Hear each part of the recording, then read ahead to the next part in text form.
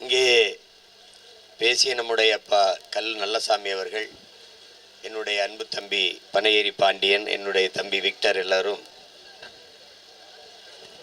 கல் என்பது நமது உணவு, நமது உரிமை என்பதை பதிவு செய்தார்கள். இங்கே சிலர் ஏதோ கல்லை நாங்களே இப்போதான் ஒரு 10 நாளைக்கு முன்னாடி கண்டுபிடிச்சது போல ஒரு ஓவரம் எங்கேயோ உட்காந்து காய்ச்சி எடுத்துட்டு வந்தது போல கருதுகிறார்கள். அப்படி இல்லை. தமிழனுடைய வாழ்வியலோடு இணைந்த ஒன்று கரும்பு, வாழை போல பனையும் தென்னையும். அப்படிதான் நீங்க பார்க்கணும். வேளாண்மையினுடைய விரிவாக்கம்தான் ஆடு மாடு வளர்த்தல், கோழி வளர்த்தல், பட்டுப்பூச்சி வளர்த்தல், நெசவு செய்தல், மீன் வளர்த்தல், இது போன்ற இவைகள் எல்லாம் பனை தென்னை எல்லாம் வேளாண்மையினுடைய ஒரு விரிவாக்கம். அது தெரியாம கல்லுக்கு தடை போடுவது என்பது அந்த கொடுமையை நம்மளால் ஏற்க முடியாது. ஜல்லிக்கட்டுக்கு தடை போட்டார்கள். அதற்கு காரணம் உங்களுக்கு தெரியும். அதை எதிர்த்து முறியடித்தோம். அதிகமாக மாட்டினுடைய பயன்பாடு, நாட்டு மாடு என்றால் என்ன, ஏட்டு பால் என்றால் என்ன என்பதை தெரு தெருவாக ஊராக பேசி ஒரு விழிப்புணர்வை ஏற்படுத்திய ஒரு மகன் நான் என்பதில் ஜல்லிக்கட்டு போராட்டம் பெரும் எழுச்சியாக வந்ததற்கு ஒரு பெரிய காரணியாக நான் இருந்தேன் என்பது யாராலும் மறுக்க முடியாது. தன்னெழுச்சியாக நம் பிள்ளைகள் மக்கள் போராடி அந்த தடையிலிருந்து சற்று விடுதலை பெற்றிருக்கிறோம். அதுபோல கல், எங்கள் ஐயா நல்லசாமி அவர்கள் சொன்னது போல, மது என்று நிரூபித்து விட்டால் 10 கோடி தருகிறோம் என்கிறார். தாயின் மார்பிலிருந்து வருகிற பால் போல பனையின் மார்பிலிருந்து இது வருகிறது. பனம்பால் தென்னம்பால். நாங்கள் அதிகாரத்துக்கு வரும்போது வந்த உடனே கல் என்றதை நீக்கிவிட்டு பனம்பால், தென்னம்பால், ஈச்சம்பால், மூலிகை சாறு என்றுதான் கடைகளை திறப்போம். சீமை சரக்குகளை தடை செய்வோம். இந்த மாதிரி தெருவுக்கு 2 கடைகளை இருக்கிறதை மூடுவோம். உயர் ரக விடுதிகள், 5 நட்சத்திர விடுதிகள், சுற்றுலா தலங்கள், கடற்கரையில் இருக்கிற தங்கும் விடுதிகள், அதுக்கு வேணால் அனுமதி கொடுத்து வெளிநாட்டு பயணிகள் வந்தால் அவர்களுக்கு வேணால் அந்த வாய்ப்பை கொடுப்போம். நம்ம பிள்ளைகளுக்கு இப்படி தெருவுக்கு 2 படிப்பகம் இருக்க வேண்டிய இடங்களில் எல்லாம் தெருவுக்கு 2 குடிப்பகங்களை திறந்து வைத்திருக்கிறார்கள். கல்லை விஷம் என்கிறார்கள். அப்போது நமக்கு ஒரு கேள்வி தோன்றுகிறது. டாஸ்மாக் கடைகளில் விற்கிற பீர், பிராண்டி, விஸ்கி எல்லாம் மிளகு ரசமா என்ற கேள்வியை கேட்க நமக்கு தோன்றுகிறது. கல் நஞ்சு என்றால், கல் மது தடை செய்ய வேண்டும் என்றால், நீங்கள் அரசு நடத்துகிற டாஸ்மாக் கடையில் விற்கிற பீர், பிராண்டி, விஸ்கி, ரம்மு, ஜின்னெல்லாம் கோயிலில் கொடுக்கிற தீர்த்தமா, புனித நீரா என்ற கேள்வியை நாம் எழுப்ப வேண்டியிருக்கிறது. இந்தியாவில் எல்லா மாநிலங்களும் கல் இறக்க தடை இல்லாத போது என் நிலத்தில் மட்டும் ஏன் தடை? இந்த கேள்வியை எழுப்பாதவன் எப்படி மானமுள்ள மனிதனாக, அதுவும் தன்மானமிக்க தமிழனாக இருக்க முடியும்? புதுச்சேரியில் இருக்கு, கேரளாவில் இருக்கு, ஆந்திராவில் இருக்கு, கர்நாடகாவில் இருக்கு, எல்லா மாநிலங்களையும் இருக்கும்போது என் நிலத்தில் ஏன் தடை?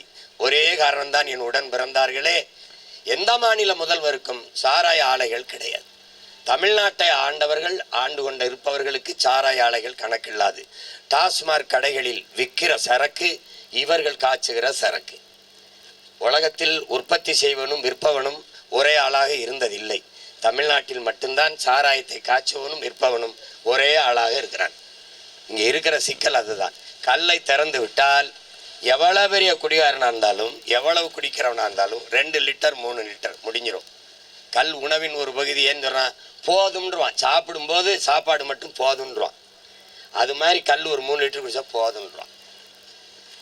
ஆனால் 3 லிட்டர் குடிச்சிட்டு ஒரு அதிகபட்சம் போனால் 100 ரூபாய்க்குள்ள குடிச்சிட்டு வீட்டுக்கு போயிடுவான். ஆனால் டாஸ்மார்க்கு சரக்கு அதை அனுமதிக்கலை. நீ 100 ரூபாயோட வீட்டுக்கு போறியா? இங்கே வா, பொண்டாட்டி தாலியாக இருக்குன்னு ஆத்தா அப்பன் சொத்தை விற்கணும்ல, வா அப்படின்னு குடிச்சு குடல் செத்து சாகிற வரை விற்பான். இவர்கள் அந்த கடையை திறந்து வைத்து விட்டு, அதுவும் பெரிய வியாபாரியே சொல்லுகிறார், போதையின் பாதையில் செல்லாதீர்கள். உங்கள் அப்பா நான் சொல்லுகிறேன், போதையின் பாதையில் செல்லாதீர்கள். அது நான் உங்களுக்கு சொல்லுகிறேன். ஏன் உங்கள் உடலை கெடுத்துக் கொள்கிறீர்கள்? அது கடையை விற்கிறது. அது நான் தான். எங்கள் ஊரில் ஒரு பெரிய ஒரு தாத்தா தெருவில் நாங்கள்லாம் சின்ன பிள்ளையா விளையாடி இருக்கும்போது, பாடாவதி பல்லுப்படி யாரும் வாங்காதீர்கள், பாடாவது பள்ளிப்பொடி யாரும் வாங்காதீர்கள், சாப்பிட்டு 4 நாளாச்சு, சாப்பிட்டு 4 நாளாச்சு பாரு. நாங்கள் எங்கள் அம்மா பாவம்மா தாத்தா சாப்பிட்டு 4 நாள் ஆச்சுங்கிறாருன்ட்டு அவர் சொன்ன பாடாவதி பள்ளிப்பொடியை வாங்குவோம். அது மாதிரி நம்ம அப்பா யாரும் குடிக்காதீர்கள், யாரும் குடிக்காதீர்கள், உங்களை நம்பிதான் திறந்து வச்சிருக்கேன், 50,000 கோடி அதுல இருந்து தான் வரணும். இது ஒரு கூத்து, இது ஒரு கொடுமை. அதான் இது அந்த நிலைமையை மாற்றணும். கலிகட்கு நீட்டத்தம் கையால் கலிகள் விதிர்த்திட்ட வெங்கல் துளி கலந்து ஓங்கு எழில் யானை மிதிப்ப சேராகுமேன்னு சங்க இலக்கியத்தில் பாட்டுருக்கு. அதுக்கு என்ன பொருள்? கல்லை குடிக்கும்போது சிந்துற கல் நுரை அதெல்லாம் தெருவெங்கு நிறைஞ்சு கிடக்கும்போது அதில் மிதிச்சு போன யானை நடந்து போகும்போது அந்த கல்லோட சேர்ந்த மனம் வீசுதுறாங்கிறான் சங்க இலக்கியத்தில். இங்கே பல பேர் நாங்கள் கண்டுபிடிச்ச மாதிரியே பேசிக்கிட்டு இருக்கான். அது அதிகமான அவையும் கல்லுண்டு கொண்டு பேசி கொண்டு இருந்தாங்கிறான். இது என் வாழ்வியலோட கலந்த உணவு. எந்த கொம்பாதி கொம்பனுக்கு விட்டு கொடுக்க முடியாது. எந்த கொம்பாதி கொம்பனுக்கு விட்டு கொடுக்க முடியாது. தேவையில்லாத வேலைய பனையர் கல்லறக்கிறவனை கைது செய்தவர் 6 மாசம்தான். ஒரு நாள் இந்த அதிகாரம் எனக்கு சிக்கும் வச்சு செஞ்சு விட்டுருவேன், பூராத்தை வச்சு செஞ்சு விட்டுருவேன். ஆமா, தேவையில்லாத வந்து அவனை வந்து தொடக்கூடாது. நீ இந்த சேட்டையெல்லாம் செய்யக்கூடாது. பூரா இது விவசாயம். பனை தென்னை என்பது விவசாயம். 50-60 ஆண்டு கால பனையை 50 ரூபாய்க்கு விற்கிற அவலம். 50 கோடி பனை இருந்த இடத்துல 5 கோடி பனை தான் இந்த நிலத்தில் இருக்கு. எல்லாத்தையும் அழிஞ்சு போச்சு. 10 கோடி பல கோடி பனை திட்டம், 10 ஆண்டு பசுமை திட்டம் என்ற திட்டத்தை வைத்திருக்கிற ஒரே அரசியல் பேரியக்கம் நாம் தமிழர் கட்சி தான்.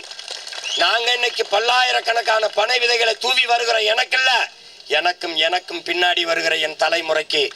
நாங்கள் அதிகாரத்துக்கு வந்தபோது பனையை தென்னையை பயன்படுத்தி தொழிற்சாலைகள் அமைப்போம். 840 பயனை தருகிற உலக உயிர் பனை ஒன்றுதான். பனை என்னுடைய தேசிய மரம். அதை நான் இழக்க முடியாது. பனை அதை நினை என்பதுதான் எங்களுடைய மந்திரம். பனை அதை நினை, தாயை போல் கட்டி அணை என்பதுதான் எங்களுடைய மந்திரம். இதை வந்து கல்லுன்னு மது இதெல்லாம் சொல்லிவிடாது. இங்கே சில மேதைகள் என் தம்பியெல்லாம் ஜரம் பாருங்க, பனையிலிருந்து பனஞ்சாறு வரும், அதில் ஏதாவது கலந்தாத்தாங்கல்லாகும். Albert Einstein, Thomas Alva Edison கண்டுபிடிச்சிருக்காங்க. இவங்களெல்லாம்டா டே நான் வென்று வந்து இதே பனையில கட்டி வச்சு வளர்க்குறேன்டா டே வைக்க பயல்களா சேட்டை. ஒருத்தன் வாத்தியாரு, ஒருத்தன் பேராசிரியர், ஒருத்தன் முதலமைச்சர். பழனி இனிக்குதா சக்கரவடிகளா டே நாட்டை இவங்க கிட்ட கொடுத்தா விளங்குமாடா டே விளங்குமா. எதற்காக இந்த வேலையை நான் செஞ்சேன்? நான் இதில் ஏறத்தான் தயாராக இருந்தேன். என் தம்பியை வேணாம் இந்த படிக்கட்டு எல்லாருமே அதில் தான் ஏறோம் வான்ட்டான். நான் வரும்போது இது இந்த படாது விசை ஏணி வச்சிருக்கேன், தட்டினா கரன்னு கொண்டு போய் விட்டுரும். இப்போ எல்லாம் இந்த இது மாதிரி பொக்லின் மாதிரி அப்படியே நகர்த்தி கொண்டு போய் வச்சு ஏறி சீவிட்டு இறங்க வேண்டியதான். ஏன்னா இது ஒரு குறிப்பிட்ட சமூகம் செய்கிற வேலை இல்லை. உழைக்கும் மக்கள், ஏழை எளிய மக்கள் செய்கிற எல்லாருடைய வேலை. இந்தவர் ஆதியில வேட்டையாடினேன், காடுகளில் வேட்டையாடி விலங்குகளை திண்டேன். அப்போது நான் வேடுவன், வேட்டக்காரன், வேடன். குன்றில் வாழ்ந்ததால் உச்சரிப்பு குன்றி குன்றி குன்றி குறவனான நம்ம எல்லாரும் குறப்பைய மக்கதாங்கிறத மறந்துடாத. ஆதி தாய்க்குடி குறவன். அடுத்து கீழே வந்த வேட்டையாடி உண்ட விலங்கை ஏன் நான் வளர்த்து உண்ணக்கூடாதுன்னு முடிவெடுத்தேன். காடு சார்ந்த இடமும் அங்க முல்லைப்பூ இருந்தது சின்னதா, அதனால நிலத்துக்கு பேர் என் பின்னாடி வந்து என் முன்னவன் முல்லைன்னு வச்சான். மலையில வாழும்போது குறிஞ்சி மலர் வளர்ந்ததுனால குறிஞ்சின்னு அந்த நிலத்துக்கு பேர் வச்சான் இலக்கியத்துல. அன்னைக்கு அங்க வாழ்ந்தவனுக்கு தெரியாது. அந்த நிலத்தில் வாழ்ந்த தலைவன் தான் என்னுடைய தலைவன், என்னுடைய இறைவன் முருகன். குறிஞ்சி நிலத்திலே குன்றில் வாழ்ந்தவன். குன்றதால் அவன் குன்றவன்.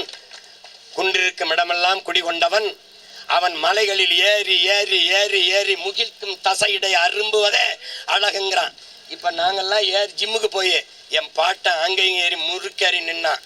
அதனால முருக்கன் முருக்கன் முருக்கன் முருக்கன் முருகன் முருகன் ஆயிடுச்சு. முருகன் என்றாலே அழகு. அதனால கொஞ்சம் கீழே இறங்கி வந்த ஆடு மாடுகளை மேய்க்க ஆரம்பிச்சேன். அங்கேயே 1-2 கண்டுபிடிச்சு உலகத்துக்கு சொன்னவன் நான் தான். சந்தேகம் இருக்கா? என்னுடைய மூதாதை வள்ளுவ பெருமகனார் என் நண்ப ஏன எழுத்தன்ப இவ்விரண்டும் கண்ணன்ப வாழும் உயிருக்கு என்று எழுதுகிறானே ஒழிய எழுத்தன்ப எண்ணன்ப இல்லை. முதல்ல எழுத்து வர்றதுக்கு முன்னாடி என்ன கண்டுபிடிச்சவன் இந்த கூட்டம் தான். அந்த நிலத்தில் வாழ்ந்தவன், ஆடு மாடுகளை மேய்த்தவன் ஆயன் கோன். அந்த நிலத்தில் தான் தலைவன் தலைவி உருவானால். அந்த தலைவன் கையிலே ஒரு கோலை கொடுத்தான். அவன் கோன், அவன் அரசன். அது தெரியாம நாங்க இன்னும் யாதவன் போட்டுக்கிட்டு இருக்கோம். கோனார் நான், அரசன் நான், கோன். ரெண்டாவது தாய்க்குடி. கீழே இறங்கின நிலமும் இந்த பாரு வயல் சார்ந்த இடமும். அங்க வந்த மருத மரம் அதிகமா இருந்தது. அதனால அந்த நிலத்துக்கு பேர் மருதத்திணைன்னு வச்சான். அங்கதான் வேளாண்மை செய்து வாழ தொடங்கணும். இதனால உங்களுக்கு விளங்க, நாங்க ஒன்றும் புதுசா இல்லை. அன்றிலிருந்து இது என்னோட இணைந்து இருக்குது. இந்த பனை, இந்த ஆடு மாடு வளர்த்தல், வேளாண்மை செய்தல் எல்லாம் ஏதோ புதுசா நான் செய்யறேன்னு. திராவிடன் இந்த திருடை இருக்கிற வர கல் மதுவாக தான் இருக்கும். டாஸ்மார்க்கு சரக்கு விற்பனைக்கு இருக்கத்தான் செய்யும். இதை ஒழிக்கணும். வேற வழி இல்லை. ஜல்லிக்கட்டு போராட்டத்தை தடை செஞ்ச மாதிரி, அதை தடை செஞ்சது அதை நீர் உடச்சி நொறுக்கின மாதிரி இதை நொறுக்கணுன்ட்டு என் ஊரில் கல் இருக்குன்னு சொந்தக்காரன் புறம் பிடிச்சிட்டு போயிட்டான். போலீஸ் ஸ்டேஷனே இருக்காதுன்ட்டேன். தகர்த்தறிஞ்சிடும் பார்த்துக்கிட்டேன். வேற ஏதாவது வேலை செய்ய. இப்போ ஒவ்வொன்றா செய்கிறேன். இந்த வாரம் ஒன்று செய்கிறேன். இன்னைக்கு கல் இறக்கியிருக்கேன். நேற்று இந்த தைப்பூசத்துக்கு நீ வந்து எங்கள் திருமுருக பெருமானுக்கு தமிழில் குடமுழுக்கு செய்யின்னு செய்ய மாட்டான். சேகர் பாபுக்கு என் தாய்மொழியில் சொல்லணும்னு என்ன வேத்தி கிடக்கு? அவனுக்கு என்ன நேர்த்தி கடை? அவர் தாய்மொழி அது இல்லை. அப்போ நான் என்ன பண்ணுவேன்? நீ அங்கே குடமுழுக்கு நடத்து, நான் அங்கே பக்கத்தில் நடத்துகிறேன். அதே என் முருகனை வச்சு, அதே 76 குடத்தை வச்சு, என்னுடைய ஓதுவார்களை வச்சு, என் தாய் தமிழ்ல என் பாட்டனுக்கு, என் முருக பெருமானுக்கு நான் மந்திரம் சொல்லி ஓதுறேன். அந்த முருகன் தன்மானமிக்க தமிழ் மகனா என் தாத்து என் பாட்டன் பேரனோட நிக்கிறா, ஊரானோட நிக்கிறானான்னு பாத்துருவோம். எவனோட என் பாட்டை நிக்கிறான்னு பாத்துருவோம். வா அன்னைக்கு பாத்துருவோம். அது மாதிரி அடுத்தது, ஆடு மாடுகள் மேய தடை போடுறான். கால்நடைகளுக்கு மேய்ச்சல் இடம் கிடையாது. மலையை வெட்டி என் தாயின் மாறை அறுத்து விற்கிற அந்த அயோக்கிய குவாரிங்கிற பேர்ல என்னோட ஆடு மாடுகள் அந்த மலை அடிவாரத்துல மேய தடை போடுறான். வனச்சட்டம்னு, பாதுகாப்பு சட்டம்னு போட்டு என்னுடைய சொந்தங்கள் ஆடு மாடை மேய்க்க போகும்போது அவமானப்படுத்தி திருப்பி விரட்டுறான், வழக்க போடுறான். அப்ப என்ன பண்றது? நான் ஆடு மாடுகளின் மாநாடு போடுறேன் இந்த ஜூலை 10ஆம் தேதி. ஆடு மாடுகளின் மனச்சான்று உரையை உங்கள் மகன் பேசுறேன். அதுல அவன் சரியா வரல, நானே 2000-3000 ஆடு மாடுகளை திரட்டிக்கிட்டு வாங்கருவாளோட, இப்ப பாலையருவாளோட, அப்புறம் வாங்கருவாளோட மேய்க்க போவேன். எவன் குறுக்க வருவான்னு பார்ப்போம். ஏய், எத்தனை விதமான சிலம்பு இருக்கோ அத்தனை விதமான சிலம்பையும் கத்த வேணாம். குறுக்க வேணா வந்தான்னு வச்சு குறுக்கு ஒடிஞ்சு போயிடும். பார்த்து பண்ணிக்கணும். அங்க ஆடு மாடுகளை மேய்க்கிறேன். அதுக்கப்புறம் என்ன பண்றேன்? ஒவ்வொன்னா செய்யறேன். ஒன்றும் இந்த இது இருக்கு. எனக்கு ஒன்றும் வேற வேலை இல்லை. யாரோ சொன்னாரு அது வழக்குன்னு. எனக்கு தேர்தல்லாம் 6வது 7வது கடமை தான். முதல்ல இதுதான். உலகத்திலே எனக்கு மகிழ்ச்சியானது எதுன்னு கேளு, சிறையில் இருக்கிறது தான். ஏன்னா எவனும் எனக்கு அழைக்க மாட்டான், செய்தி போட மாட்டான். அண்ணே என்னை கிள்ளிட்டான், அண்ணே என்னை நோண்டிட்டான். வரல. 24 மணி நேரமும் புத்தகமும் நானும் இருப்பேன். பக்கத்தில் ஒரு ஏடு இருக்கு, ஒரு பேனா இருக்கு. நான் பாட்டுக்கு எழுதுவேன். மண்டை நிறைய சேர்த்துக்கிட்டு இங்கே வந்து போராப்பையிலும் கொண்டு எடுத்துடுவேன். இப்பவே கேட்குற கேள்விக்கு பதில் இல்லை. அந்த காவலர் கெஞ்சுவாரு, ஐயா ஐயா ஐயா ஐயா ஐயா நீங்க கொஞ்சம் தூங்கிட்டியா, காலையில எந்திரிச்சு படிக்கலாம் இல்லைங்க ஐயா, ஏயா அப்படின்னு.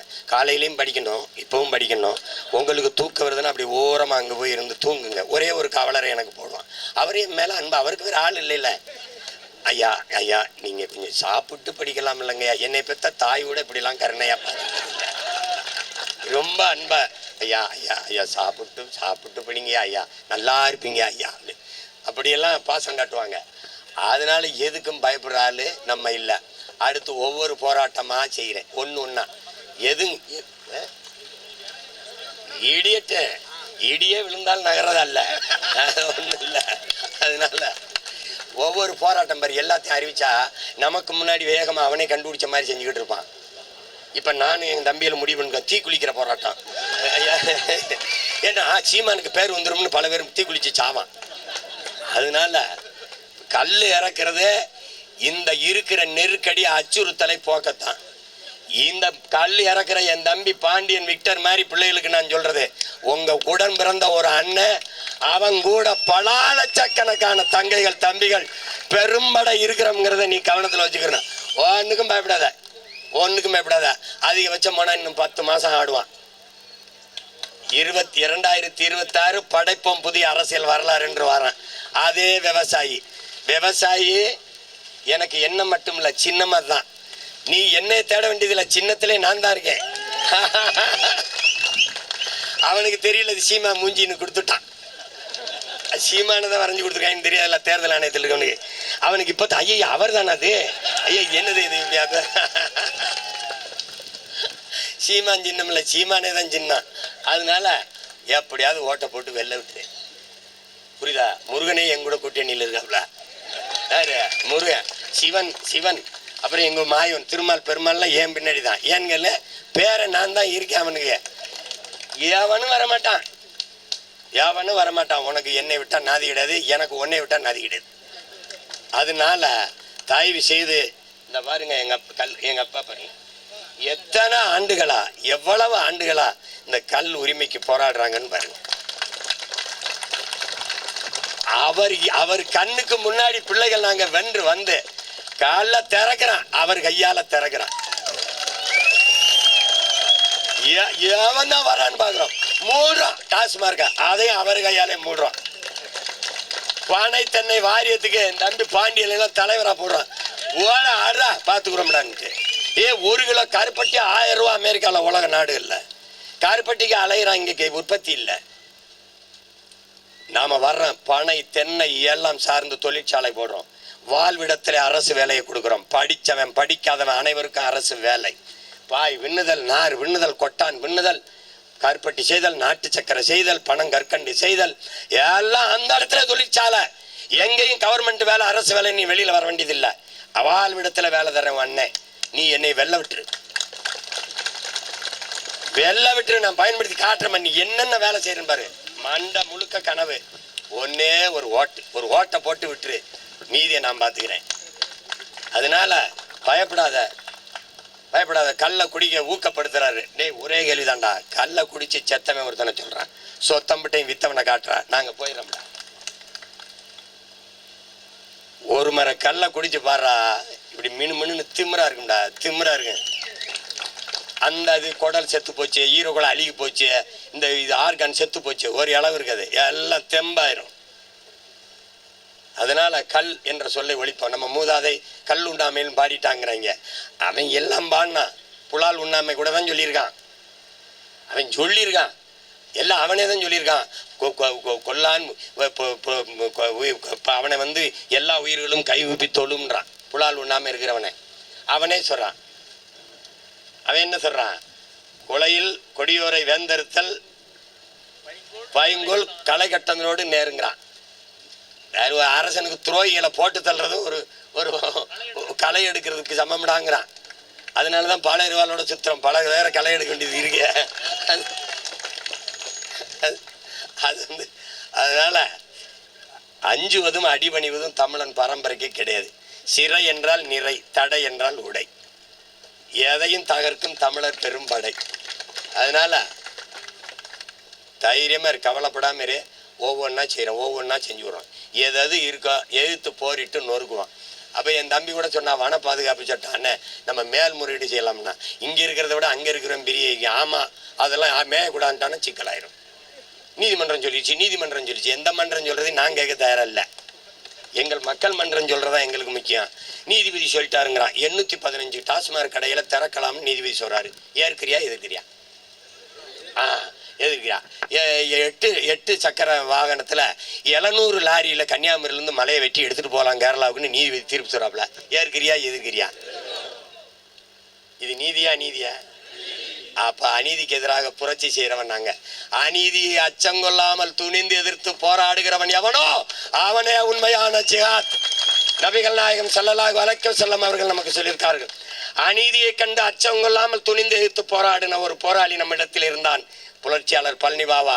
அவனுடைய பிள்ளைகள் நாம் துணிந்து அநீதியை எதிர்த்து போராடுவோம். அநீதியை கண்டு எதிர்க்க துணிவில்லாதவன் தொடர்ந்து சகித்துக் கொள்கிறான். தொடர்ந்து சகித்துக் கொள்கிறவன் அடிமையாகிறான். நாம் அடிமையாக தயாராக இல்லை. அடிமை வாழ்வினும் உரிமை சாவு மேலானது நம் முன்னவர்கள் வைத்த முழக்கம். கிளர்ந்து எழுவோம். நம் உரிமை கல், நம் உரிமை கல், நம் உணவு. விரும்பி உண்போம். அதை பற்றியும் கவலைப்படாத. அண்ணன் சொல்றேன்டா, கல்ல குடுறா, ஏதாவது பிரச்சனை எண்ட வாடா புரட்சி வெல்லட்டும்.